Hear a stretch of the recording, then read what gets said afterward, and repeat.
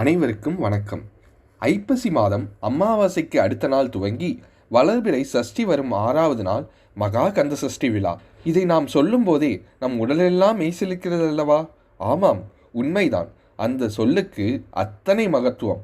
இந்த மகா கந்த சஷ்டி விழா அக்டோபர் 27ஆம் தேதி மாலை சூரசமுகாரம் மிக கோலாகலமாக அனைத்து முருகன் கோயில்களிலும் நடைபெறும். இந்த சஷ்டியின் 5 நாட்களில் விரதம் இருக்க முடியாதவர்கள் கூட 6ஆம் நாளான மகா கந்த சஷ்டியில் விரதம் இருந்தால் மிகப்பெரிய புண்ணியத்தை அடையலாம். அது மட்டும் இல்லாமல் இந்த சூரசமுகாரம் நடக்கும் பொழுது சில அற்புதங்களும் அதிசயங்களும் நடைபெறும். இந்த நிகழ்வுகளை தொடர்ந்து பார்ப்போம். குறிப்பாக திருச்செந்தூரில் நடக்கும் சூரசமுகாரம் மிக சிறப்பு வாய்ந்தது. திருச்செந்தூரில் சூரசமுகாரம் நடைபெறும் பொழுது மட்டும் கடல் அலைகள் உள்வாங்கி கடற்கரை பெரிய அதிசயமாக காணப்படும். அதுவும் அக்டோபர் 27ஆம் தேதி மாலை 4:30 மணி அளவில் திருச்செந்தூர் கடற்கரையில் சூரசமுகாரம் நடைபெறும்.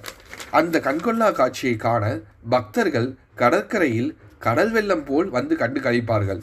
அன்று மாலை 4 மணி அளவில் முருகப்பெருமான் தன்னுடைய தளபதி வீரபாகு மற்றும் படையோடு சூரபத்மனை எதிர்கொள்ள தயாராவார். பல தந்திரங்கள் மாயங்களை கற்ற சூரபத்மன் முருகனோடு மாயங்கள் செய்தவாறு போர் புரிவான். யானை முகம், சிங்க முகம் என்று உருவம் மாற்றி சூரபத்மனை முருகப்பெருமான் போரிடுவார்.